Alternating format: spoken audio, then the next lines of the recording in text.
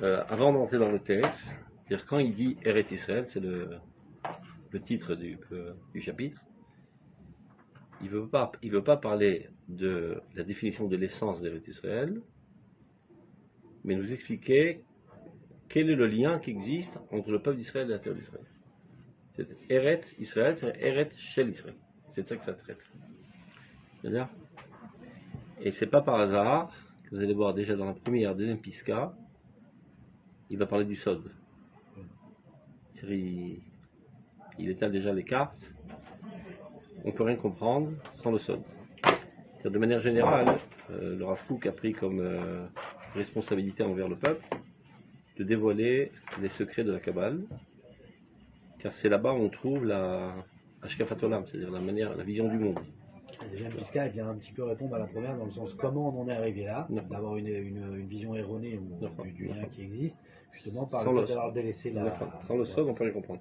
Alors, le Kuzari aussi, c'est pareil en fait. Le Kuzari, c'est aussi un essai de nous faire accéder au Sod de la manière assez élémentaire et dans les fondements essentiels. Alors que le Rav Kook, il dévoile la plupart des fondements du Sod dans ses écrits, essentiellement dans Orot HaKodesh.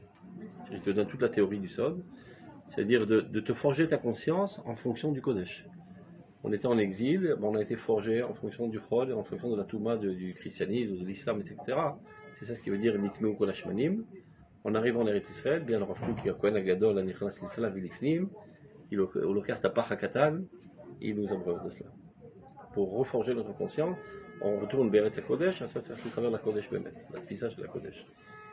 Et ce qu'a fait le Rav Tzouda, il a récolté dans tous les écrits du Rav Kook les fondements du Sod qui sont en relation avec la Géoula. Donc Eretz Israël, Israël Utriato, Orot Atria, Zéronim, Am Israël Bassof. Alors, a priori, on a comme l'impression que Orot c'est plus facile que Orot HaKodesh. C'est plus accessible. Très souvent, Orot HaKodesh, il y a des concepts très très vastes et très flous et très spirituels. C'est parce qu'en fait, là, ça a une saisie sur le concret. C'est-à-dire, c'est des événements que tu vis. Tu vis la Renaissance nationale, tu vis Eretz Israël, tu vis la Kfira. C'est des phénomènes que tu rencontres. Et le Rav Kook explique qu'est-ce qui se cache derrière les coulisses de cet événement avec les fondements du Sod. C'est pour ça qu'on a l'impression que c'est plus facile, parce que ça traite de sujets qu'on touche. Alors que là-bas, tu es dans l'abstraction totale. Mais en fait, c'est plus Kodesh que Orot HaKodesh, c'est Kodesh Kodashim. Parce que le Kodesh qui apparaît dans la matière, dans le concret, nécessite une plus grande intensité. C'est pour ça que dans la Klama, il dit Shefa Orot, Sefa Kodesh Kodashim, c'est Sefa Orot, Lumat Orot HaKodesh. Top, on va rentrer dans le texte. Sauf que vous connaissez déjà tout le livre par cœur. C'est par ça que voilà. Shefa Kodesh HaKodashim, je sais pas Orot HaKodesh. Alors que l'autre c'est seulement Orot HaKodesh. Donc on va essayer cette fois-ci de se rapprocher plus du texte, de manière que les concepts que vous connaissez déjà, vous sachiez les retrouver dans les mots. Jusqu'à présent, on ne s'approchait pas du texte? Si, on s'approchait, mais si déjà on fait une deuxième lecture, au moins que vous soyez capable de vous retrouver tout seul après dans les mots. Sans quoi ça ne sert pas à grand chose d'ailleurs. Dans toute étude où on ne sait pas se retrouver dans les mots, ben ça s'évapore. On y va. Eretz Israël, Enena davar chitzoni, kinan chitzoni laouma, רק בתור אמצעי למטרה של התאגדות הכללית והחזקת קיומה החומרי ou אפילו הרוחני. Donc il commence déjà par la négation. Avant de comprendre ce qu'est véritablement le lien entre le peuple d'Israël et la terre d'Israël, d'abord il faut faire la négation de ce qui n'est pas le lien, c'est-à-dire en faisant la négation de ce qui est faux, tu peux arriver au vrai. Comme on sait, il y a plusieurs genres de liens. Il y a des liens qui sont instrumentaux, c'est-à-dire qui sont un moyen, et des liens qui sont essentiels. Par exemple, une maison, c'est un lien instrumental pour te protéger. Mais le lien qui te relie avec ta femme, c'est un lien essentiel. Et ça change tout.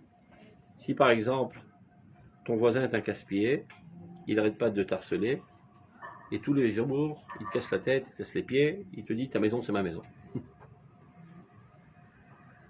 et tu as 7 pièces dans la maison. Peut-être qu'il faudrait envisager qu'il vaut mieux renoncer à une pièce et avoir la paix pour la vie que m'entêter à garder les 7 pièces et vivre en guerre toute la vie. Tu peux peut-être envisager un compromis, et peut-être ça vaut le coup. Bien que c'est pas juste, etc. Mais comme on dit, chacham, adi et tzodek. Sois intelligent, ne sois pas toujours selon la justice. Préfère avoir la paix. Mais s'il harcèle ta femme, il aidera tous les jours. Pas dire, Tov, je lui prête ma femme 5 minutes par jour et j'ai la paix. Non. Je suis prêt à mourir ou à la tuer, plus exactement.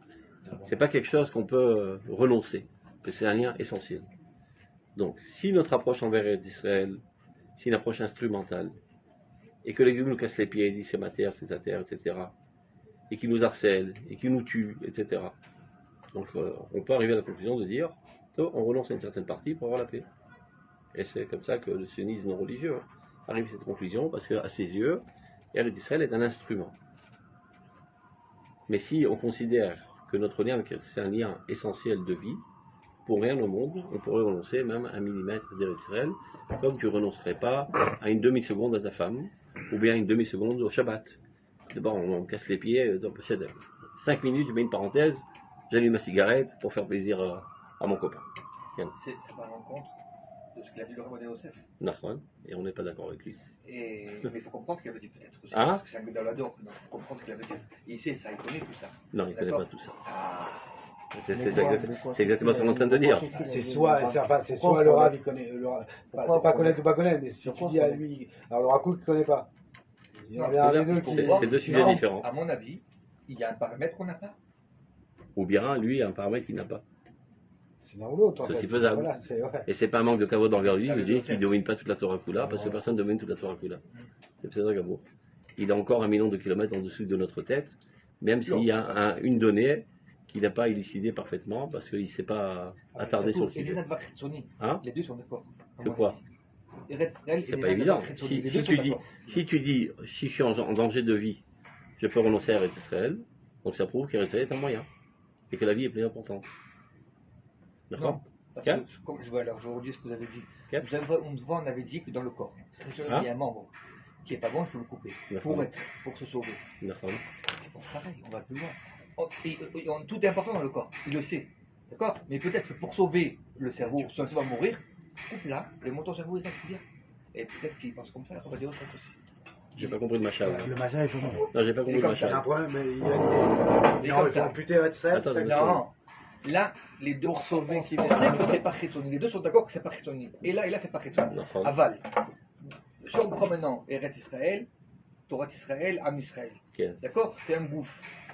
Dans ce gouffre-là, il y a un problème. Si on n'enlève pas quelque chose, tout le gouffre va mourir.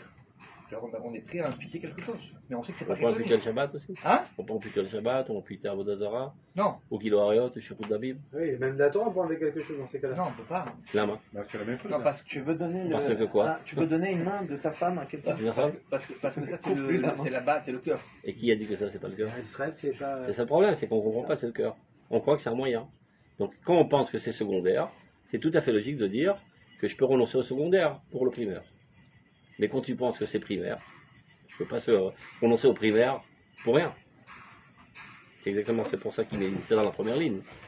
Regardons dans le texte d'abord. Et c'est pour ça aujourd'hui, pour expliquer qu'une grosse partie de la Chita Haradite, je parle par exemple qui va habiter en Koutz-Laretz, ne voit pas ce qui manque à partir du moment où à Strasbourg ils ont la communauté, ils ont la boucherie, ils ont le limoud, les mecs ils étudient du matin au soir avec les aides en plus là-bas, magnifique, ils n'ont même pas besoin de travailler, et ils ne voient pas, entre guillemets, qu'est-ce qui manque finalement à ça. Et sans la Torah de la Kabbale, tu n'as pas accès au Kodesh. Tu peux maximum adhérer à un comportement. Et sans comprendre d'où il vient ce comportement. Parce que ce comportement, en fait, c'est une dérivée de la fonction essentielle qui est la Tfisat Olam. Alors si tu n'as pas cette Tfisat Olam dans la tête, tu fais aveuglement ce comportement, mais tu ne comprends pas d'où il découle. Donc tu as une Tfisat Olam qui est Y, ou X, et un comportement qui est Y, qui est contraire à ta Tfisat Olam. Viens à la Torah de la Kabbale, et tu dis que ce que tu es en train de faire, ça exprime totalement cette Tfisat Olam qui est X comme ce comportement. Et c'est pour ça que le temps est arrivé aujourd'hui, en retournant en Eretz Israël, de reconstruire nos conceptions à la lumière de la Torah de la Kabbale. C'est-à-dire, sans Torah de Kabbale, on a une fausse vision du monde, une fausse conception, une fausse émoula. Mais on a gardé Baruch Hashem la halacha, qui elle est totalement calquée sur la halacha, sur la pnimiyut. C'est l'expression de la pnimiyut dans le langage du corps. Donc on vit une dissonance. Donc en arrivant en Eretz Israël, on doit reconstruire cette harmonie entre notre conception et la halacha. C'est-à-dire, donc d'abord en tout, ce qu'on doit décider, c'est quoi le Kodesh. Et comme on le sait, le Kodesh, il apparaît sous 5 formes.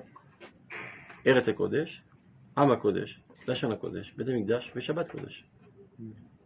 Et ces éléments sont les fondements essentiels de toute notre approche avec Dieu. S'il nous en manque un d'entre eux, il n'y a plus rien. C'est quoi les 5 que vous avez dit? Eretz Pourquoi HaKodesh, Shabbat, il est différent Shabbat Kodesh. C'est le Kodesh dans le temps. C'est-à-dire dans toutes les dimensions, le Kodesh apparaît. Il apparaît dans la chair humaine, c'est le peuple d'Israël. Il apparaît dans la géographie, c'est Eretz Israël. Il apparaît dans le langage, c'est Eretz HaKodesh. La Shon HaKodesh, quand vous dites la Shon HaKodesh, c'est pas seulement le fait de parler en hébreu, c'est ce qui est véhiculé par l'hébreu, c'est-à-dire la Torah. C'est-à-dire, de manière plus intense que tout Eretz Israël, le cœur d'Eretz Israël, c'est Bet HaMikdash. Kodesh HaKodashim. C'est-à-dire, et ces 4 facettes, en fait, ne font que dévoiler le Kodesh. Et ils ont une interaction les uns avec les autres. L'un sans l'autre, tout tombe. Ça veut dire, la Torah sans Eretz Israël n'est pas de Torah. C'est Bitul Torah. C'est clair? La Torah sans le peuple d'Israël n'est pas de Torah. Le peuple d'Israël sans Torah n'est pas un peuple d'Israël comme il se doit. Qu'est-ce qu'on peut dire encore? Ça, sans Bet HaMikdash. Nahon, bevadaï. Kemet. Il dit le Kuzari, Anahu Kemet. Lo cholim, metim. Eretz Israël sans le peuple d'Israël n'est plus Eretz Israël. Il devient Chutz Laaretz. Le peuple d'Israël sans Eretz Israël, Nershav Kegoy. Avoda Vodazara. En lo Eloha. Oh, il avoue les Yabem, les Yabem dit ma, Nasa Koutit ou Met. Vous Ered Acharab, Koutit lo Chayevet Beiboum. D'accord? Nershav Kekoutit. Donc c'est pas seulement il y a 4 valeurs. Il y a 4 valeurs entrelacées les unes avec les autres qui n'arrivent à l'expression optimale que lorsqu'elles sont ensemble. Et le Rav va traiter de toutes les valeurs dans ce livre. Vous n'avez pas dit 6 tout à l'heure? Non, il y a 5. Comme l'étude. Donc on reprend. Donc Eretz Israël, d'abord on commence par la négation. C'est les 5 derniers derrière nous dans la Gada. Ah, ok. Et Nena Davar Hitzoni, sors-toi ça du crâne. C'est pas quelque chose d'extérieur, c'est pas une valeur intermédiaire, c'est pas un moyen, c'est pas un instrument. Il explique qu'est-ce qu'il veut dire par là. Kinyan Hitzoni Laouma, un bien extérieur à la nation, comme, qui ne serait que, un moyen pour un autre objectif, comme, Itakdou Taklalit. Il faut bien qu'on se réunisse quelque part. On a un dénominateur commun, on est juif, on a un idéal.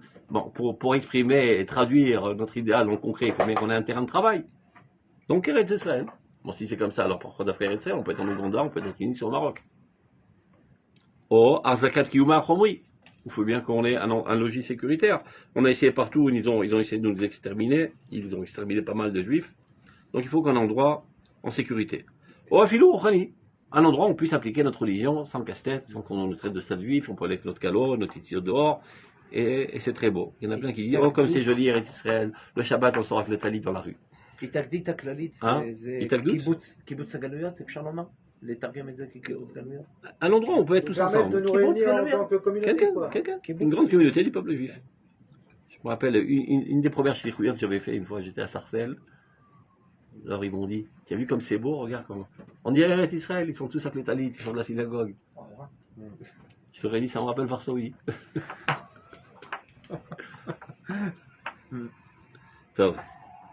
Donc d'abord la négation. Donc toutes ces approches en Eretz Israël sont des approches profanatrices d'Eretz Israël. C'est comme si tu dirais, c'est super le Shabbat, parce qu'on peut se réunir en famille, ça lie des liens, on mange le couscous et c'est sympa. C'est vrai, mais c'est pas le fondement du Shabbat. C'est Kodesh, Shabbat Kodesh. C'est la rencontre avec Dieu optimale. Donc c'est quoi Eretz Israël? Ichativa Atzmutit, c'est une entité liée Bekesher Chayim Imauma, d'un lien de vie avec la nation, et non pas un moyen. Donc un lien de vie, c'est comme toi avec ta femme, toi avec ton fils, etc. Chavuka Besgulot Pnimiyot Imetziuta, elle est entrelacée avec son existence de la nation, avec des atouts, des potentialités communes. C'est-à-dire les mêmes potentialités qu'il y a dans la nation se trouvent aussi dans la terre. La même sainteté qui se trouve dans la nation se trouve dans la terre. Donc, se trouve aussi dans la Torah, dans le Shabbat, mais comme ce n'est pas le sujet ici, il parle que de ces deux éléments. Mais c'est aussi vrai pour la Torah, c'est aussi vrai pour le Shabbat, etc., que pour la Shana Kodesh. Quand on parle de la terre, on ne parle pas du physique terre. On parle du physique. On parle du physique. On peut être peut-être de la On rouchanie parle dans du cet physique. espace. On parle du physique. Quand je parle des Juifs, je ne parle pas d'une théorie. Je parle des Juifs en chair et en os. L'Aftal Rakamora, ce n'est pas d'aimer seulement l'âme générale de la nation, c'est d'aimer tous les Juifs. Parce qu'il y a pas mal de gens qui donnent des conférences extraordinaires et enthousiasmantes sur l'amour de la nation, mais ils détestent tous les Juifs. Il dit, eh bien, un Juif dit, tu peux m'aider à lever la table, tu me déranges, je suis en train d'étudier Avat Israël. Mais où se trouve cette Neshama? Dans ta chair. Elle n'est pas dans le ciel. Elle est là, la Neshama de Klal Israël. Donc quand je te touche, quand je t'attrape, j'attrape la Neshama. Quand tu ramasses un bout de terre d'Eretz Israël, tu attrapes la Neshama d'Eretz Israël. La Kedusha d'Eretz Israël. Et quand tu manges une banane, sans faire les Trumot Ma'asrot, t'as Chayav Mita. C'est une profanation. Pas chou de mal. C'est pas l'ok. Tu as transgressé, il y a de la Kedusha. Il y a de la Kedusha, et il faut savoir comment approcher cette Kedusha. Il y a une manière de l'approcher, de la consommer. Les bananes d'Eretz Israël sont Kedoshot. Les oranges d'Eretz Israël sont Kedoshot. C'est ce que tu es en train de manger. Tu ingurgites de la Kedusha chaque fois que tu avales. D'où ça vient ça? Mamash, c'est de la Kedusha Mamash. C'est pas de la poésie. C'est pas de la poésie, c'est de la Kedusha Mamash. Comme quand tu mets des tefilines, tu es injecté de Kedusha de Baruch Hashem Mekadesh dans Israël, la Kedusha des mitzvot, Shakidishan Mitzvotav, mais Kucha Berechu te pénètre, quand tu manges une banane, c'est pareil. C'est Kadosh. Et la terre d'Israël, elle est Kadosh. Elle s'appelle Eretz HaKodesh, l'Eretz HaKdosha. C'est pas une terre comme toutes les terres qu'on a sanctifiée en jetant un petit peu d'eau et faisant des petites prières. C'est la terre de Dieu. Comment ça, la terre de Dieu? Mais l'Okolar Kevodo, il est spirituel, tu lui attaches un bout de boue sur sa figure. Comment Eretz HaKodesh, Am HaKodesh, Velachon HaKodesh. C'est la langue de Dieu. C'est la langue avec laquelle Dieu a parlé pour créer le monde. Les Otiot HaKodesh font véhiculer la Kedusha dans ce monde. Le Shabbat Kodesh fait véhiculer la Kedusha de Dieu dans ce monde, dans la dimension du temps. Eretz HaKodesh fait véhiculer la divinité de Dieu dans la géographie, dans la terre. La différence, Rav, c'est que, par exemple, c'est plus compréhensible, par exemple, quand on parle du peuple ou de la Torah, pourquoi? Parce que quand on voit le peuple juif par rapport aux nations, on peut voir de manière galouille ses attributs. Ici, c'est un ses sale type. Badaï qu'il y a C'est un criminel. Il y a des individus où c'est très caché la Kedusha. Mais la généralité, ça veut dire quand je regarde le peuple d'Israël dans son ensemble, qui peut se vanter de nous équivaler au niveau moral, dans son intelligence, dans ce qu'il apporte au monde. Donc tu rapportes la Kedusha. Non, ça veut dire que je dis que je peux palper quelque chose de plus grand chez le peuple juif que je vais trouver chez l'humanité. Et le Shabbat. D'abord dans la Torah. Le Shabbat. La Torah. Le Shabbat. Le Shabbat. Pas l'application du Shabbat, des mitzvot. Le Shabbat lui-même. Le Shabbat. C'est 24 heures. Ils sont différents des 24 heures d'un autre jour. Toi, tu le ressens parce que tu as une sensibilité. Ça, ouais, exact. Parce que toi, tu es juif, tu as une sensibilité. Un goy, il ne voit pas la différence. Le samedi, le mercredi ou le vendredi, c'est peut-être qu'il la voit, mais qu'il ne l'explique pas. Comme un goy, s'il est bien dans ses baskets, il est capable de voir, s'il est honnête, il voit la différence entre le peuple juif et les autres peuples. Peu importe combien qu'on le capte de manière... Peu importe combien qu'on le capte de manière subjective. On parle là dans l'objectivité, dans l'absolu. Dans l'absolu, dans le Shabbat, c'est une partielle de l'éternité qui apparaît dans le fini. C'est Ma'alazman. C'est un miracle, le Shabbat. Il dit le Maharal, toute existence dans ce monde a 6 facettes. Le haut, le bas, la droite, la gauche, l'avant, en arrière. Mais la 7e, c'est l'essence elle-même qui se cache derrière ces facettes. Mais elle n'a pas de facette elle-même. Il n'y a pas une facette de la 7e dimension. La 7e dimension, c'est le cœur de l'existence qui apparaît sous 6 facettes. Il y a quelque chose qui sort de l'ordinaire, un miracle. Le Shabbat. Le Shabbat, c'est l'intériorité de l'existence, mais qui apparaît dans le concret, dans les 24 heures. Ce qui n'existe pas dans les autres dimensions, mais ça existe dans la terre d'Israël.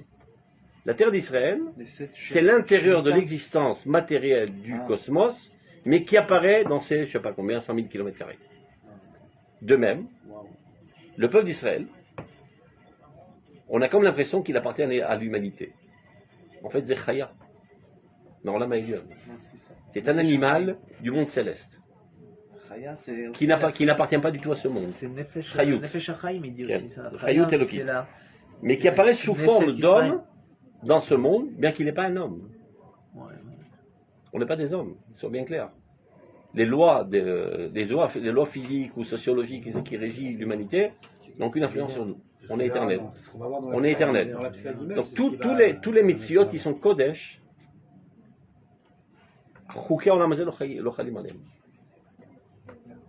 on me dit Mtsufim, Mishtachvrim Revuchim, etc. Bet Hamikdash. Am Israël on est tsar, indestructible. Shabbat, c'est d'abord chez Kaïma avec Kaïma, ça ne dépend pas de nous, c'est pas de ce que nous on peut fixer, c'est une réalité absolue divine, etc. Tout ce qui est Kodesh est en delà des lois de ce monde-ci. Top. On continue dans le texte, attachez-vous au texte pour que. Oui. On a dit que c'est Eretz Kadosh, d'accord, c'est pas. Comment c'est possible qu'une terre aussi Kadosh, Dieu, il a mis des païens au début, des Cananim, des trucs. Mais alors, dans les Shabbat, il n'y a pas des goïms qui vivent pendant le Shabbat.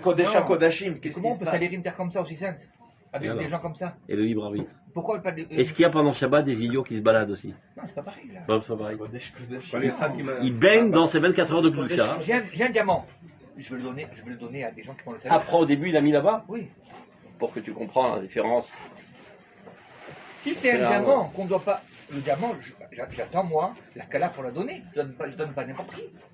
Comment il a laissé en fait autant de peuples comme ça sale? Peut-être que la c'est pour ne pas que les bêtes féroces rentrent. Quoi? Même qu'on a conquis Israël, qui est tout, Me'at, la Gershon Mipanecha. Pour ne pas que les bêtes féroces rentrent, donc on met d'autres aides à apparence humaine. Donc entre-temps, il y a des gardiens. Comme par exemple aujourd'hui, il y a des gardiens du Beth Amikdash. Ah, c'est vrai. Il y a des chiens de garde. Ouais. Mais il y a des chiens de garde. Pour ne pas que les juifs puissent y rentrer. Parce qu'on n'est pas à la hauteur. Donc il y a des chiens de garde. C'est ça? On continue. Donc Shura Bekeshechayim Maouma, Chavuka Besgulot Pnimiot Imetsiuta, c'est-à-dire elle a entrelacé avec son existence, la terre avec l'existence de la nation, avec des atouts communs. Et de ce fait-là, puisqu'on parle du Kodesh, il est impossible de véritablement comprendre la sainteté d'Eretz Israël, et suite à cela, conséquemment à cela, Leotzi la foalet omekri bata, mettre à l'œuvre son chérissement tel qu'il se doit, Beshu maskala rationalité noshit, qui serait fondé sur quelques compréhensions rationnelles. C'est-à-dire toute compréhension rationnelle n'est pas à la hauteur de comprendre ce qu'est Eretz Israël et de t'amener à chérir Eretz Israël comme il se doit. C'est-à-dire toute compréhension rationnelle va t'amener une amitié très très tiède envers Eretz Israël. C'est sympa, c'est joli, j'ai des languissements, une nostalgie historique, des bribes archéologiques, etc. Et chaque fois qu'ils trouvent une pièce de 2000 ans, un enthousiasme extraordinaire, alors qu'à nous, ça nous fait ni chaud ni froid, on s'en fout pas mal. Mais eux, pour eux, c'est leur attache. Nos ancêtres étaient là, on a des souvenirs, une mémoire nationale. Bon, c'est très sympa ça, mais pour des sites archéologiques, je ne vais pas envoyer mon fils à la mort. Avec tout l'amour que je peux avoir envers l'archéologie, c'est bien pour entre deux bâillements, mais c'est pas tellement enthousiasmant. C'est pas pour ça que je vais à la mort et j'envoie mes enfants à la mort. Mais je suis prêt à aller à la mort pour sauver ma femme, pour sauver mon fils. Et on est prêt à aller toute la famille pour aller sauver notre frère. Parce que c'est un lien de vie. C'est-à-dire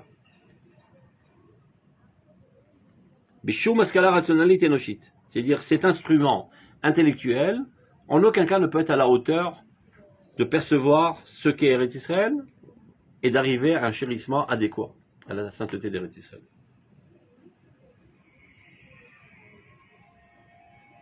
Alors, qu'est-ce qu'il nous reste? Ki'im, seulement, et c'est exclusif, c'est le seul outil avec lequel on peut, un tant soit peu, percevoir ce qu'est Eretz Israël, Ruach Hashem, la prophétie. Seulement à l'aide de la prophétie, on peut percevoir ce qu'est la sainteté d'Eretz Israël et conséquemment à cela, arriver à un véritable amour d'Eretz Israël. Ouais, Tu dis, on n'est plus prophètes. Voilà. Ils sont morts les prophètes, il n'y en a plus. C'est pour ça qu'il dit Asher alaouma bichlala. La prophétie qui règne sur la nation entière. C'est-à-dire, les prophètes, de manière individuelle, se sont tus, n'existent plus, mais la prophétie collective nationale a continué d'exister parmi nous pendant toute l'histoire. Et c'est elle qui a tracé l'itinéraire de notre histoire. Tous les comportements de la nation, qui ont été faits a priori de manière intuitive, c'est l'écoute de cette prophétie profonde, que l'âme d'Israël écoute et se comporte en conséquence. Ruach Hashem, Asher alaouma bichlala. Et d'où elle provient cette prophétie? C'est un impact naturel, spirituel, qui provient de l'âme d'Israël. L'âme d'Israël, elle est apte à cette prophétie. Comme l'âme goy, le Ruach goy, est apte au rationalisme, à l'intellectualisme, à comprendre des sciences, les mathématiques, la physique, etc. Il a cette potentialité. L'âme d'Israël a cette potentialité de permettre de s'élever à la prophétie. Shehi, l'âme, Sholachat et Kaver. Elle envoie ses rayonnements, Betzvaïm, Tiviim, dans des couleurs naturelles, Bechol Orchot et l'Argasha Bria, dans tous les cheminements du sentiment saint et saïen. Et c'est ce qui fait que, lorsqu'un juif regarde Eretz Israël, son cœur palpite, il ne sait pas pourquoi. Il ne sait pas pourquoi. Il ne sait pas s'expliquer. Comme tu ne peux pas expliquer qu'est-ce qui t'a amené à te marier avec ta femme. Tu peux me donner une raison? Une équation mathématique qui expliquerait pourquoi tu as choisi cette femme et pas une autre. C'est vrai que des tonnes d'encre ont été versées sur ça. Personne n'arrive à comprendre. Et quand tu es chatran, tu comprends très bien encore plus. Tu dis, mais quel rapport, aucune chance. Hier, j'étais avec une. Hier, j'étais sur un chidour. Et l'autre, elle me dit, mais pourquoi une fille de 35 ans, célibataire, voudrait un divorcé de 42 ans avec deux grands-enfants de 17 et 18 ans? Aucune chance, je ne le fais pas, ce chidour. Non, elle était pas dure, là, l'histoire. Je lui dis, non, mais elle est célibataire. 35 ans, il y a Elle la veut se marier, la fille. Alors je lui dis la chose, je lui dis très simplement, Alte Saneni, ne sois pas un filtre, modestie. Parce que tu comprends jamais. Et tu es toujours surpris et étonné. Mais qu'est-ce qu'il a pris de se marier avec cette fille? J'en sais rien. J'en sais rien. Ça t'est passé par la tête, on t'a proposé. Relis. Des fois, en voyant sa photo, déclic. Je me rappelle, elle me dit, je veux un religieux, etc. Je lui envoie la photo, je lui dis, il n'est pas religieux. Mais qu'est-ce qu'il fait dans la vie? Il est mignon, tout simplement. Ça lui a fait le déclic. Et tout d'un coup, l'argument religieux, ça n'a plus aucune importance. Les kitsour, le mariage, c'est pas fondé du tout sur une démarche intellectuelle, mais seulement sur le roi HaKodesh. C'est-à-dire ton âme ressent profondément que c'est ton âme sœur. Et tu peux pas t'expliquer. Il y en a qui se marient avec des gens qui... Aucun rapport. Non, je dirais même au début... C'est pas au niveau du réglage. Les familles qui ont décidé que... Ouais, mais il aurait pu refuser. Et tu vois qu'il n'a pas refusé. Des fois, il refuse. Des fois, il a fait un mauvais choix et ça barde et après il divorce. Mais très souvent, ça barde pas et ça continue. Et c'est un effet du hasard que c'est les parents qui l'ont fait. Et quand ils l'ont proposé, ouais, pourquoi pas. Et mais pourquoi pas? Aucun rapport. Je sais pas, pourquoi pas. Et après, ils trouvent des affinités en commun. C'est pas la réussite. Aucune explication. Tu dis. Roi Hachem. D'ailleurs, à quel âge on est censé se marier? 18 ans? Non. Comme toute la mise, 13 ans. Tu n'es pas un grand psychologue à 13 ans pour savoir analyser la personnalité, si elle est adéquate à toi, est-ce qu'on peut avoir un itinéraire commun, etc. Peut-être que le critère, justement, c'est pas la... Justement, c'est pour te dire que c'est pas fondé sur une démarche rationnelle, mais sur une sensation profonde. Il y a 13 ans, il y a des sensations profondes, pas moins qu'un mec de 110 ans. C'est un instinct. Une intuition profonde, pour nous, le peuple d'Israël, on l'appelle cette intuition profonde, Roi Hashem, Roi HaKodesh. C'est une nouvelle antenne. Il y a les antennes des sens, il y a une antenne qui est l'intellect, il y a une autre antenne qui s'appelle Roi Hashem, qui est l'antenne spécifique du peuple d'Israël. Les goïms aussi, ils ont un petit peu, ils appellent ça le sixième sens. Mais la particularité du peuple d'Israël, c'est que chez nous, cette antenne est très développée. Le Roi Hashem. C'est-à-dire? Donc, cette âme, elle envoie un rayonnement qui apparaît dans les cheminements du sentiment saint, ça veut dire d'être enthousiasmé du paysage d'Eretz Israël. Ou Mazrachati, et elle aussi, elle rayonne, et Zrichata Edona. Son rayonnement suprême, c'est un rayonnement bas, et un rayonnement suprême. Alpi Otamida, chez le roi Hakdusha Elena, c'est-à-dire à la mesure du roi HaKodesh suprême, qui se trouve chez qui? Chez les gens de haute qualité. Car à chacun, elle leur envoie un rayon à son niveau. Plus exactement, elle envoie un seul rayon. Mais il est capté de manière différente, selon les réceptacles. Il y en a qui captent seulement les apparences extérieures du rayon. Ça se traduit par la beauté du paysage, etc. Et d'autres qui comprennent exactement le message entièrement. Comme le Rav Kook, et il écrit Oroth. Oroth, c'est comme Naomi Shemer qui chante Yerushalem Shel ou n'importe qui chante Kineret Sheli. C'est exactement le même message. Mais là qui est capté très partiellement, 1/1000e du message, à sa hauteur, parce que lui il est 1/1000e de bonhomme. Et celui qui a 1 milliard, ben, il capte le milliard entier. Il est capable d'écrire des millions de biscottes. C'est ce qui ça ressemble, je sais pas, dans la tête, on n'est pas Shachaïd, on est au Shav Aleph. C'est le même, c'est des mots différents, mais ils disent la même chose. C'est comme par hasard, c'est son élève. Ah, son élève. Évidemment. Ah, son élève. Évidemment. Amemalet, c'est un roi Hakdosha Elena. Amemalet Chaim Venoam Elion, qui emplit de vie et de délices suprêmes, qui l'évoque Kdosha Rayon, le cœur des saints de la pensée. Amouka Marshava, les profonds de la pensée israélienne. Top. Donc là, on a compris que Israël n'est pas un lien instrumental, c'est-à-dire le lien entre les deux, mais un lien essentiel. Et pour le comprendre, le vivre et l'exprimer au niveau de l'amour envers elle, ça doit être basé seulement sur le roi Hashem. Hashem. Amarshava Dvar Eretz Israël Shirak Eretz Israël. Maintenant, il va montrer le désastre de croire qu'Eretz Israël, notre lien avec Eretz Israël, est un lien instrumental. Amarshava Dvar Eretz Israël Shirak Eretz Israël. C'est-à-dire cette pensée, cette conception de croire qu'Eretz Israël est une valeur périphériale, extérieure, Kedé Armadat Agudat Aouma, juste pour rassembler la nation. Combien même elle viendrait pour renforcer le judaïsme en exil. Il fait allusion au Rav Shimshon Raphaël Hirsch, qui a été harcelé par les Chovevet Tzion, lui demandant de prendre partie prenante du sionisme, et même de se tenir à la tête. Il n'a pas répondu. On lui a envoyé plein de lettres, il ne répondait jamais. Un beau jour, il a été exaspéré qu'on l'harcèle un peu trop. Il a répondu Mashekevodo Choshev, les mitzvahs de là, Ani Choshev, l'Arvera d'Oktana. Vous qui considérez le sionisme comme une grande mitzvah, moi je considère ça comme une Arvera pas trop petite. Parce que vous me cassez les pieds. Ça fait une dizaine d'années que je m'efforce de ramener les juifs au judaïsme, qui ont été éparpillés un petit peu partout avec l'émancipation, etc. Donc je mets tout le paquet sur l'importance du Shabbat, de la Kashrut, de la Tzniut, du Chinour, etc. Et vous les Messichim et Dartin, qu'on dit, vous les dissipez. Ouais. Vous les dissipez vers d'autres horizons. Et en fait, cet horizon, bon, il est sympa, mais ça racole, c'est un moyen de réunir la nation, c'est une belle maison. C'est-à-dire que tu me proposes une bagnole au lieu du judaïsme. Et donc il a fait ça dans une bonne intention. C'est-à-dire de minimiser l'importance d'Eretz Israël pour mettre en évidence plus l'application de l'Halacha.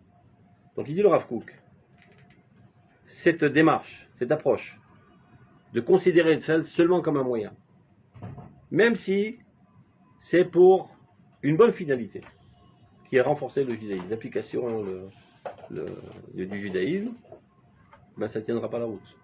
Parce que toute chose grande qui repose sur une base bancale, elle s'effondre.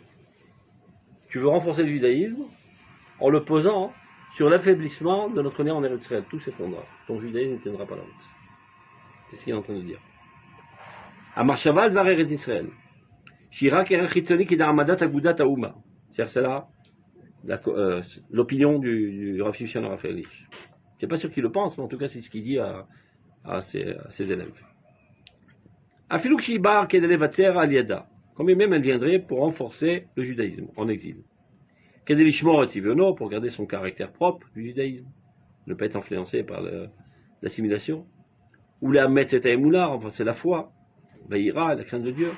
Verchizouk shel mitzvot, le renforcement de l'application des mitzvot. Amasiot, Betsura Aguna. Elle a appris à Raoul et Kiyum. Ceci ne donnera pas de fruits qui va continuer d'être. La Makaïe Sodazé, ce fondement sur lequel tu bases tout, Raoua, il est bancal. Ber Etan Kodesh Israël relativement à la véritable sainteté d'Eretz Israël, qui est un lien essentiel. Alors, si tu veux véritablement, et tu es sincère, renforcer le judaïsme en exil, le véritable renforcement du judaïsme en exil, seulement si tu le lis profondément avec Eretz Israël. De dire, c'est vrai qu'on est en exil, c'est compliqué, et les goïs nous cassent les pieds, donc ce serait plus facile de lâcher le judaïsme. Non, ne lâchons pas, on est en route. On vient bientôt arriver en Eretz Israël. Donc, continuons notre identité juive, bien que c'est dur, bientôt la vie sera cool, on arrivera dans notre pays, et ça sera tout à fait naturel. Donc au contraire, en le liant profondément à la sainteté d'Eretz Israël, c'est comme ça que tu vas préserver le judaïsme des juifs qui ne sont pas encore montés en Eretz Israël, mais qui sachent qu'à la fin du rouleau, on arrivera en Eretz Israël. Ou mitikvat Eretz Israël, ikabel tamid el kol tchunotav ha'atzmiyot. Dafka, par l'espérance d'Eretz Israël, c'est comme ça qu'il retrouvera toujours son caractère propre. Et il conclut, Tzipiat Yeshua, Yikoach HaMa'amit Shel Yahadut HaGalutit. L'espérance de la délivrance est ce qui maintient le judaïsme de l'exil. Par contre, à Yahadut Shel Eretz Israël, le judaïsme d'Eretz Israël, il y a Yeshua Atzma. C'est la délivrance elle-même. C'est pas l'espérance de la délivrance, c'est là que se joue l'histoire d'Israël. Ça veut dire que sur le podium, il y a les acteurs qui sont en train de jouer, c'est les habitants d'Eretz Israël, et tous les juifs de Chutz sont des spectateurs qui regardent l'histoire d'Israël qui est en train de se dérouler à nouveau après qu'elle a été congelée pendant 2000 ans et conservée dans la Bible. Aujourd'hui, la main de Dieu se remet à écrire la Bible par l'existence historique nouvelle qui se passe en Eretz Israël. Et de temps à autre, hein? Là, il y a un doute des deux dernières phrases. La dernière phrase, c'est Piata Yeshua, Ikoach HaMa'amit. Koach HaMa'amit, c'est Mashemami. HaMa'amit, c'est ce qui La est Yahadut HaGalutit, c'est quoi la Yahadut le judaïsme de l'exil. Et après, il dit, mais le judaïsme d'Eretz Israël, C'est la Yeshua elle-même. C'est pas Koach HaMa'amit, c'est la Yeshua elle-même. C'est quoi le judaïsme là? Les juifs, les juifs. Quand il parle de Yahadut, c'est les juifs. La Torah, Pas le concept du judaïsme. C'est ça que. Non, très souvent on dit Yahadut Sarfat, par exemple. Le judaïsme de France, on va dire les juifs de France. Donc il traduit plus par les juifs. c'est la Torah, avec tout. Non, c'est les juifs, le peuple juif, la communauté juive. Ah, Yahadut, c'est pas le C'est judaïsme. Piat et Yeshua, l'espérance de la Géoula, c'est ça ce qui maintient le judaïsme de l'exil, c'est-à-dire les juifs de l'exil. Il ne faut pas qu'ils s'assimilent. Par contre, les juifs d'Eretz Israël, ce sont eux-mêmes la Yeshua. Ils sont en train aujourd'hui de réaliser la Yeshua. Donc si on continue notre métaphore, les spectateurs qui sont assis sur leur fauteuil, qui regardent le spectacle là, sur le théâtre, de temps à autre, ils disent, mais qu'est-ce que je fous moi sur le siège? Moi aussi, je fais d'un truc, et ils sautent sur la piste. C'est les Olim. Toi, tu étais un spectateur, un beau jour, tu dis, mais j'aurais ras-le-bol d'être un spectateur, tu as sauté sur la piste, tu deviens un acteur de l'histoire d'Israël. Peut-être qu'ici. Maintenant, quand ils sont là-bas, des fois, ils sont un petit peu enthousiasmés, ils jettent des fleurs, ils jettent des chèques aux spectateurs pour calmer leur conscience, ou bien de manière sincère, peu importe. Peut-être qu'ici, Yahadut, il rassemble deux mots, peut-être. Et Torah et Yehudim. Parce que il ne redit pas Yehudim. Peut-être c'est pas Non, les c'est une juifs façon. qui font la Torah en Chutz-Laretz et Sekara, et les juifs qui font la Torah en Israël, C'est une façon. Mais tu viens bien d'Afrique, ici, à son époque, les juifs, ils ne faisaient pas la Torah en Eretz Israël. La grosse masse ne faisait pas la Torah. C'est une manière de parler, quand tu dis Yahadut Sarfat. Tu veux dire la communauté juive de France. C'est clair dans les mots? Oui. Est-ce que tous les mots sont clairs? Encore, on a perdu du temps. Oui, simplement là. On fait l'interro. Ah oui, on peut. Nezek Amarshava, par contre. T'es sûr? C'est vrai, oui. Hein? Nezek Amarshava. Oui. Il faut les Agamachaba. Non, ce qu'on avait dit au début. Il faut les Non, moi je le dis. C'est dans les notes. C'est Il dans a les pris, mots il qui faut que lui expliquer ses notes. Non, je vous demande comme ça. Quand il a dit ici, dans les Marshava Psoula Zotinachon, Tiens.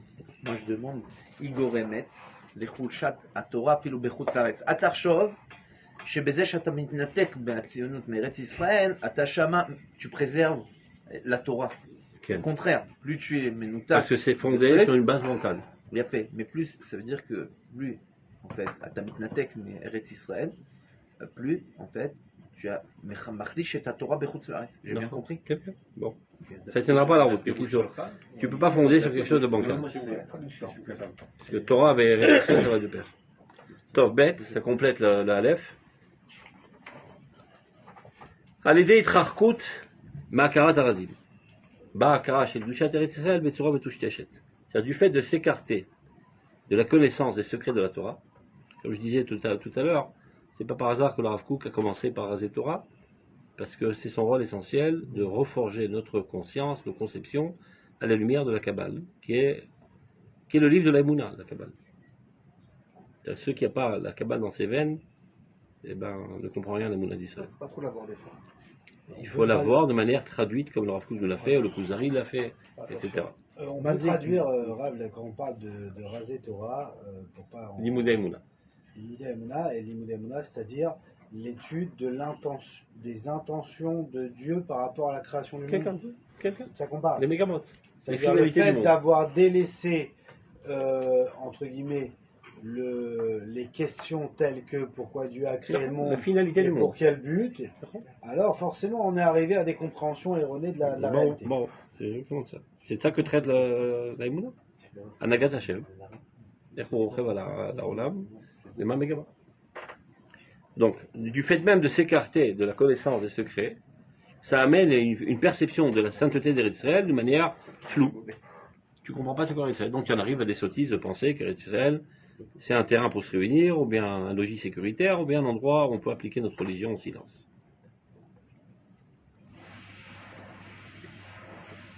Donc, il y a deux erreurs desquelles il faut s'écarter. Itrarkut et Itnakrut.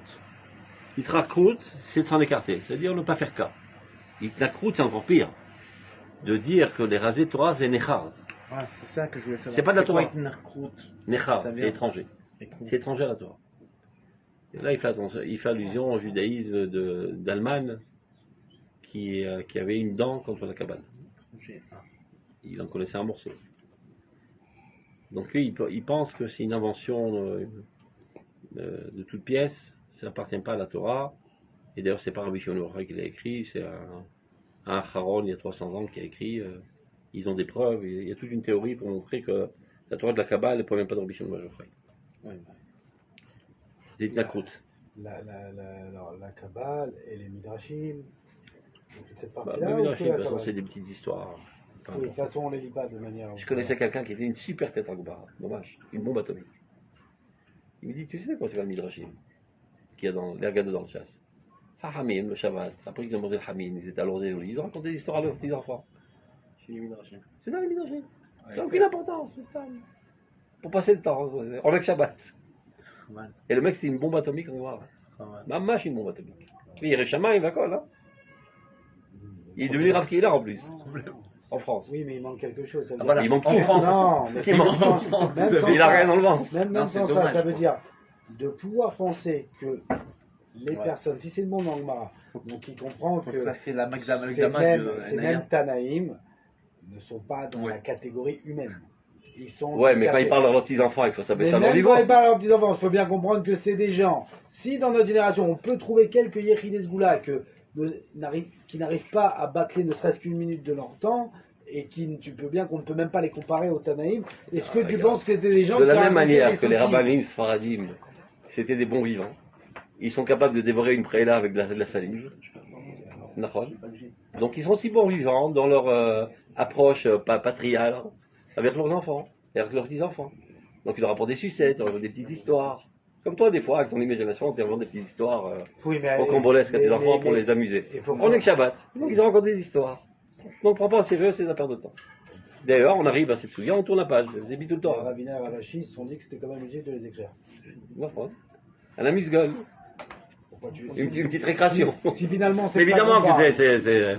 Mais c'est parce qu'ils n'ont pas lu la c'est une Gama. stupidité sans pareil. Mais je peux comprendre d'où ça découle, parce que quelqu'un qui n'a jamais goûté à la grandeur, il peut même pas imaginer qu'il y a de la grandeur dans ce monde. C'est une merde. Mais Rav, c'est pas Toute ta vie, tu as mangé du pain rassis. Tu peux même pas imaginer qu'il y a des croissants. Il a jamais lu le Maral non plus. Ah putain, qui c'est qui Mais fait après, livre, là Bon, un petit peu. Qu'est-ce qui hein, passe son temps dans frère. ces livres? quand même. C'est pas que ça à faire, bébé. C'est la perte de temps. C'est bizarre. Toi, c'est la Gemara. Mais c'était la des Harovarat. Ce n'est que ces 100 dernières années, grâce au Rav Kook, que les choses commencent à changer. Zoït Adéa Rovarat. C'est la perte de temps. Le Maharal, il est resté sur son étagère pendant 500 ans et avec des toiles d'arrivée. Personne n'a ouvert. Vous ne comprenez pas ce qu'il raconte, ce bonhomme. Le Ramchal aussi parle que de ça. Mais personne. Combien il faut. Mais évidemment. Toute la gamme de Torah Jérémie. et dans la Torah d'Assot. Tous les Gdolei Israël à travers toutes les générations, donc ils ont délaissé Nishmeta Doraita dans le mode Chavotel Vavot. Quelqu'un est venu me poser une question très aiguë et très pointue, etc. Et puis je lui dis, avant de rentrer dans ces considérations très techniques, est-ce que tu as étudié d'abord les fondements essentiels de la Torah? Tu veux Chavotel Vavot? Mais non, parce que c'est devenu une gymnastique intellectuelle. Et toute la Vodat Hashem, c'est cette satisfaction intellectuelle de casser la noix et de tirer le truc. Comme s'il y a une équation inconvenue et tu prends un plaisir intense à trouver. Et ils pensent que c'est Avodat Hashem. C'est l'Avodat Hashem Bichlal. C'est tout simplement une satisfaction intellectuelle. C'est qu'à rien produit. Pour ça, il faut lire en introduction du Rav Kook sur Elaya. Là-bas, il explique tout. Donc, à l'idée à Itnakrut, dans le fait de se rendre étranger, de s'aliéner. El Sod Hashem, au secret de Dieu, c'est la Kabbale. Naasot asgulot ha'elyonot shel omek ha'chaim Elohim dvarim tfalim. Alors les choses les plus suprêmes, les profondeurs de la vie divine, qui sont la sève intérieure de tout le judaïsme, c'est ce qui monte dans l'arbre et qui fait vivre les... C'est le jus qui monte dans l'arbre et qui alimente les branches et les feuilles, etc. La sève. Comment on dit ça en hébreu? Non. J'ai un trou de mémoire. On peut dire quoi? Comment dire ça en hébreu? Le Rav Kook, il en parle très souvent. La sève en hébreu. J'ai oublié. Il en parle, c'est un mot qui revient très souvent dans le Rav Kook. Dans les Kédorat, il dit. C'est Raph. Non. Ça, le Rachou. Ça va me revenir. Il va sûrement le dire, il dit tout le temps. Donc les choses les plus importantes des Chassim dans Mekel Shama, ça devient à ses yeux des choses totalement secondaires qui ne pénètrent pas son âme. Ou même là, il sert à quoi Hayeter à dire, de ce fait même, il manquera la force essentielle dans l'âme de la nation et de l'individu. Ça c'est vider la nation de son sens, de son sucre. Donc ça devient un épouvantail à sécher. Et alors, comment ça s'exprime? C'est un des phénomènes qui exprime cet assèchement intérieur. Agalout, la galoute, grâce à tes yeux. C'est super la France, qu'est-ce qu'il y a de mal? Il y a des bâtés midrash. Le rayon cachère il coûte moins cher qu'en Israël. Ils sont pas dérangés en plus, c'est vrai. Non, mais c'est vrai qu'ils ne sont pas dérangés par la petitesse de cette vie. Non.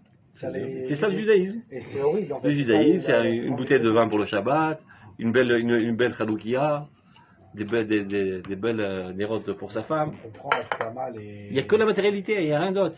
Il n'y a pas d'idéal, il n'y a rien. On comprend pourquoi Ils sont totalement dans la matérialité. Dans la matérialité de la religion. Mais c'est tout, il n'y a que de la matérialité. On comprend pourquoi les pionniers ont rejeté. Mais bien sûr, ils ont pété tous les plombs, évidemment. Oui, c'est un pétage de câble. Torah Yevesha, il appelle ça le Zohar. Une Torah sèche. C'est comme un corps qui est bon, il n'y a plus d'âme, donc il ne reste plus que les ossements. Et on l'apporte à l'hôpital pour faire des dissections, pour apprendre dessus, mais il n'y a pas de vie, c'est mort. C'est ça le judaïsme, sans limite. C'est un corps pour la dissection à l'hôpital. Les étudiants en médecine, ils le coupent en petits morceaux. La galoute motseti chen mitzad atzmuta. L'exil a grâce à Dieu. Lama. Qu'il a messigra ket hashetach hagaloui. Celui qui ne perçoit que la superficie extérieure du judaïsme, c'est-à-dire le comportement. Le yasar shum davar isodi bechesron aret mamlacha. Il manque en rien de fondamental ne manque du fait qu'il n'y a pas de terre ou qu'il n'y a pas de souveraineté. Ça peut bien me faire. Ça va changer la taille des tefilines, ou bien combien je vais presser le tefilin sur mon muscle, et s'il va être ici ou ici, que ça peut bien me faire qu'il y a à la tête un gouvernement juif, ou un gouvernement palestinien, ou turc, ou anglais. Manafkamina. Ou bien que je me trouve en Eretz ou à Paris, à Londres. C'est la même manière qu'on égorge la vache quand on mange notre steak avec des chips, c'est pareil. Ça peut bien faire.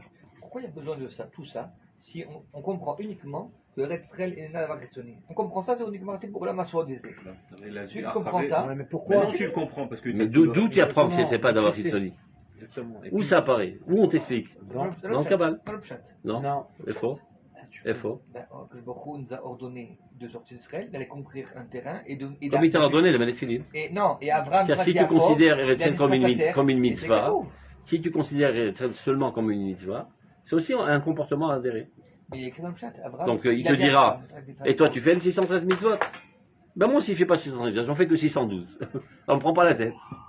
Si tu considères Eretz seulement comme une mitzvah, c'est encore un comportement à adhérer, à adopter. C'est le but. C'est pas ce qu'on est en train de dire. Non, c'est le but. C'est un lien de vie. C'est le but même. C'est la Yeshua. C'est un lien de vie. C'est-à-dire sans elle, tu n'es pas un homme. Tu n'es pas un vivant. Et tu n'as pas de continuité, tu es mort. Non. Tu ne te maries pas, tu es rien. Tu n'as pas de femme, tu es rien.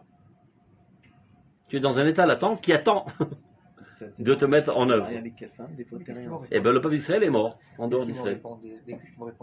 On a d'abord reçu la Torah, on a reçu beaucoup plus tard. On a reçu la Torah pour arriver en Eretz Israël. C'est le mode de vie pour comment on le vit en Eretz Israël. Alors, La vie au trem et l'Eretz Canaan. D'ailleurs, il y a marqué votre cité trem et Eretz Israël, la vie au trem et l'Eretz Israël. Il n'y a pas marqué la tête la de la Torah.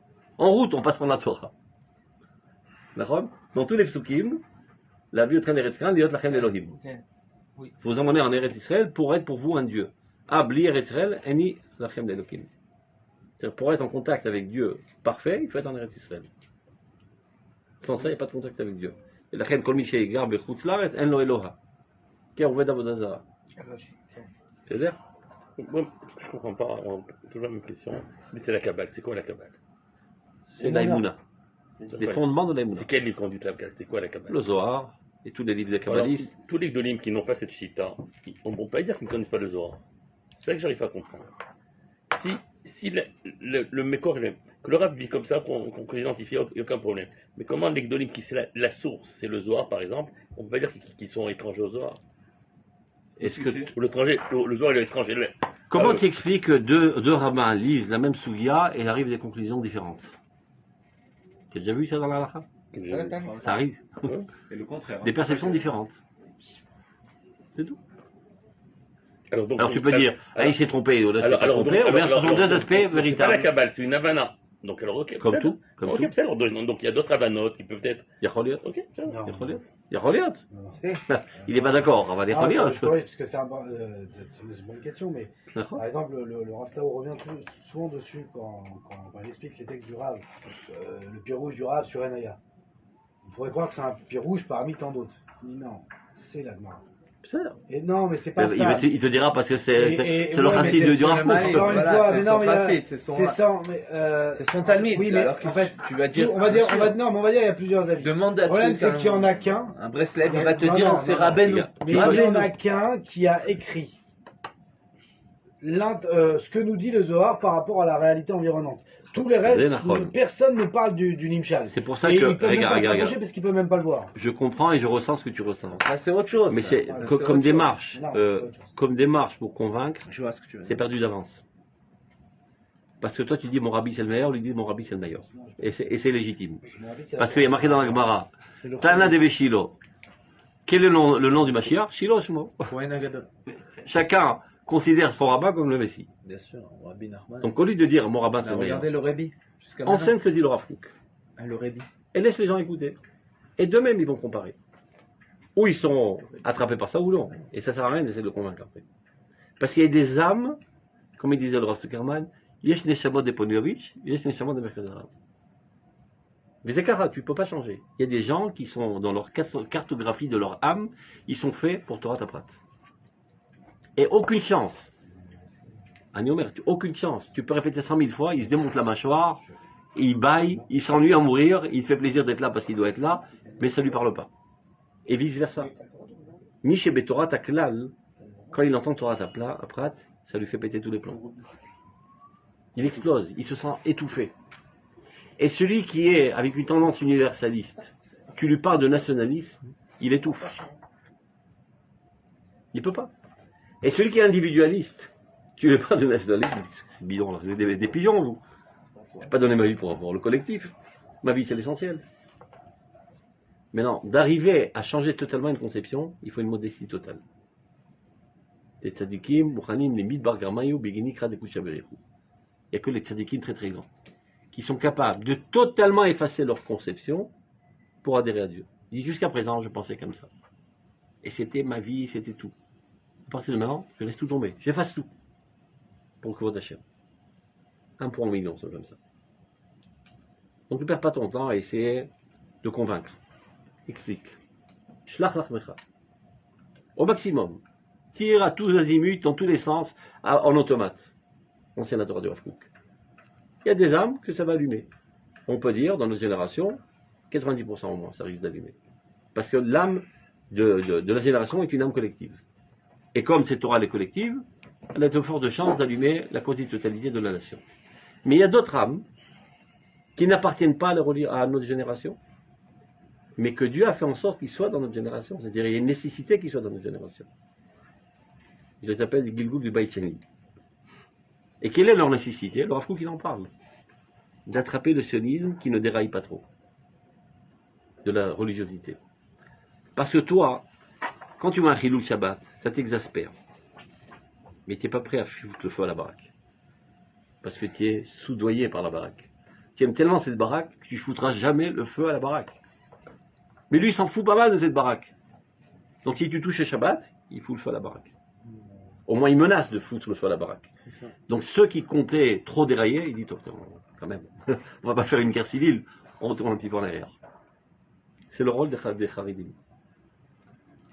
Donc quand j'ai dit ça au Rav Sadil, là, il a annulé le rayon. Parce que je lui ai fait comprendre que grâce à lui, le sionisme a réussi.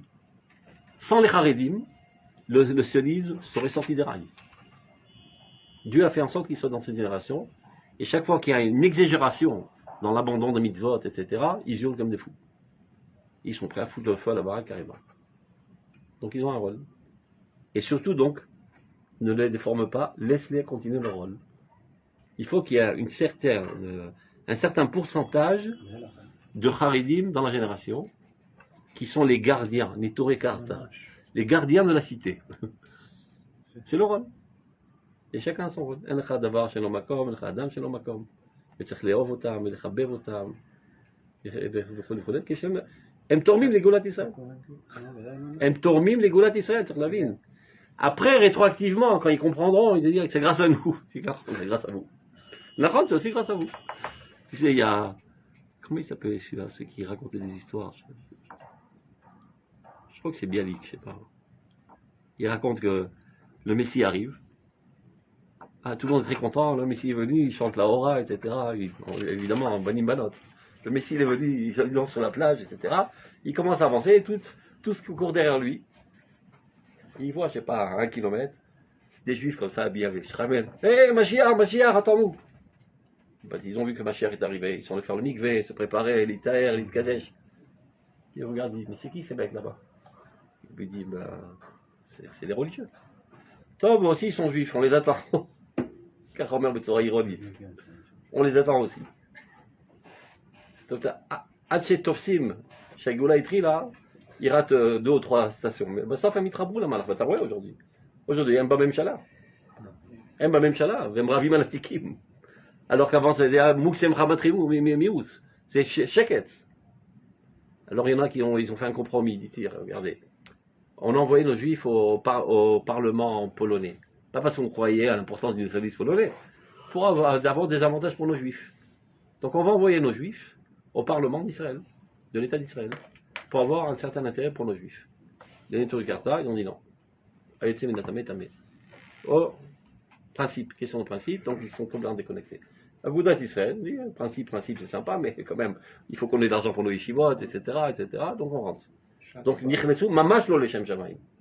Dans un intérêt égoïste.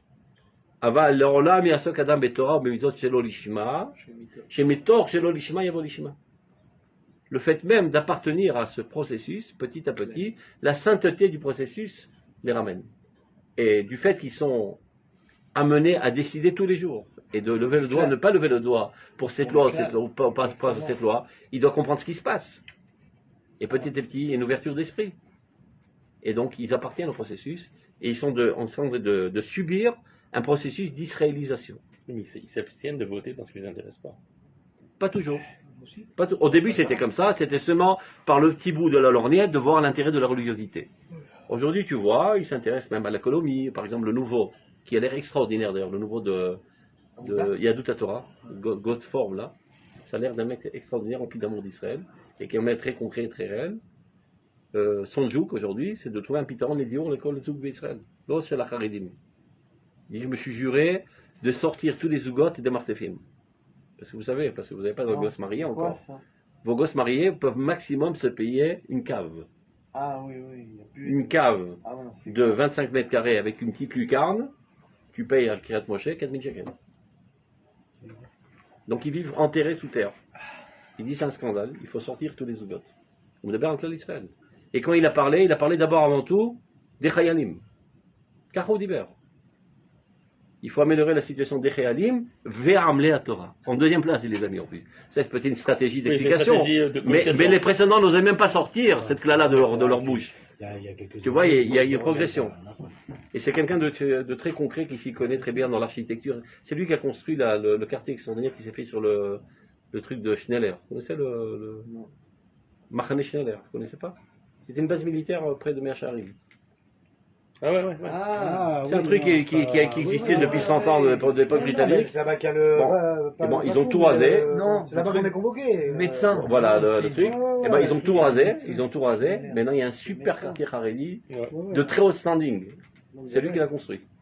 Il a construit énormément d'amoutotes pour les enfants à problème, etc. C'est quelqu'un de très très concret et très réaliste. Et qui est rempli d'amour d'Israël. Donc tu vois, maintenant il rentre et il veut être Sarah Binouï. Sarah Shikoun Binouï. Si son arrière-grand-père l'écoutait, il aurait trucidé. Donc c'était nécessaire au début qu'ils hurlent très très fort. Et de toute manière, la situation s'améliore de jour en jour, donc ils hurlent un peu moins fort. Après, ils mettent les mains dans la pâte. Non, c'est bravo. Ils נכנסים היום לצבא, נכנסים לאקדמיה, נכנסים לעבודה. Et sachez que la majorité des Haredim aujourd'hui travaillent. C'est un mensonge, je dis que c'est des parasites. La majorité travaille. D'abord, toutes les femmes travaillent déjà. Ça, c'est évident. Mais la majorité des hommes aussi travaillent. Au début, ils faisaient des boulots nazes, maintenant ils commencent à entrer dans l'high-tech, etc. C'est une question de temps. Donc il ne faut pas forcer la main, au contraire, laisser les processus avancer de manière naturelle. Top. Ah, j'ai débossé. On termine quand même. Donc celui qui ne perçoit que l'aspect extérieur ne peut pas comprendre le mal qu'il y a quand il n'y a pas de souveraineté ou il n'y a pas de terre. Ce fondement essentiel du judaïsme, qui est l'espérance de l'Egula, chez lui c'est une branche totalement secondaire. Et à ses yeux, ce n'est pas un des fondements profonds et essentiels du judaïsme. Cette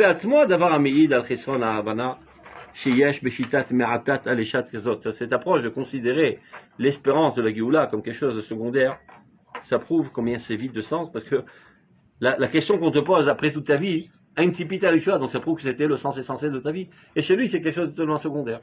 Donc ça prouve bien qu'il est à côté de... Eh ben, c'est ça le mot que je cherchais, l'échad. L'échad, c'est la sève. Manque l'échad. L'échad. Mais atat à l'échad. Cherche dans le dictionnaire Google Translate. Manquant de sève. Hein? C'est un arbre asséché qui n'a plus de sève. Donc, il dit le Rav Kook. Maintenant, il ne faut pas arriver dans un autre extrémisme de toujours vouloir expliquer de manière obsessive selon la cabane. Des choses auxquelles tu peux y arriver à l'aide d'instruments rationnels. Par exemple, tu dois convaincre quelqu'un de respecter ses parents par reconnaissance. C'est aussi bon. Pas besoin de l'apporter des secrets de la cabane. La moelle épinière. C'est pareil. C'est le sucre, le jus intérieur. Donc, on ne fait pas la négation de tout genre de compréhension, de compréhension, de perception fondée sur une droiture d'esprit. Un sentiment normal, une crainte de Dieu même élémentaire, de quelque forme qu'elle soit. Ça, on n'a rien contre. Et d'ailleurs, il a écrit tout un livre sur ça, qui s'appelle Chorev, c'est d'expliquer Tamé Mitzvot de manière rationnelle. Chaque sol, le bon sens qu'il y a dans cela. Ça, on n'a rien contre, c'est parfait. On adore s'il a écrit le Rav Shimshon Rav Ehrlich, c'est un livre très important. Mais ce qu'on fait la négation, cet aspect-là qui vient faire la négation des secrets, d'aliéner le secret de la Torah. Et son influence grandiose sur l'esprit de la nation. Ça, c'est un drame, c'est une catastrophe. She'alu chayvim lilchom ito. Il faut sortir en guerre contre ça. Il faut faire la guerre contre cette conception et l'éradiquer totalement de la conscience des Juifs. Évidemment, comme il s'agit de Talmidei Chachamim, on ne va pas insulter, on ne va pas un truc, Be'etza ou Bidvuna, Bigdusha ou Bigvora, avec sainteté, avec noblesse, avec grandeur, avec tout ce que tu veux, avec kavod, etc. Mais Pour Big Vora. ne pas se mettre les gants pour éradiquer totalement. C'est pour ça que ça répond à la question qu'il a posée Patrick tout à l'heure. Que Ça veut dire, voilà, d'un autre côté, il y a d'autres gens qui connaissent la Kabbalah et qui ne la comprennent pas comme le Rav la connaît. Alors le Rav, il nous dit, voilà, on n'a rien contre toute explication ou tout pirouche, il a fait Méod et avec Ritchie Kodesh et tout. Attention, par contre, si ça vient contredire les fondements, il ne dit pas que ça vient contredire, il dit que c'est une autre compréhension de la Kabbalah. qui vient contredire, qui ne comprennent pas Ça a l'air. Israël comme il vient de Bien l'expliquer. bien. C'est ça, justement. Donc, Donc là, on est Donc obligé. nous, on fait notre guerre. Là, on est obligé à Philou Begvoa. Non, ben non. On doit convaincre les gens que c'est la vérité. Milieu. Évidemment. Là,